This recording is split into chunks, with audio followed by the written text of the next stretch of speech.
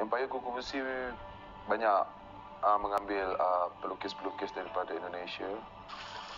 Apabila melihat rumah atau bertemu dengan Septian yang berada di Jakarta, gaya hidup dan taraf hidup dia membuatkan aku terfikir yang okay, this is life. This is why mereka betul-betul menjadi seorang pengkarya yang hebat. Mencari rezeki is not easy in Indonesia. Pengkarya mereka yang begitu ramai membuatkan daya saing mereka itu sangat tinggi. Kita ada bertemu dengan beberapa pelukis kita secara face to face, walaupun yang lain kita banyak berkomunikasi di Facebook ataupun di WhatsApp ataupun di Instagram. Tapi kepada yang kita rasakan betul-betul mempunyai soul, kita memang akan cuba untuk mengenali dia orang dengan lebih dekat.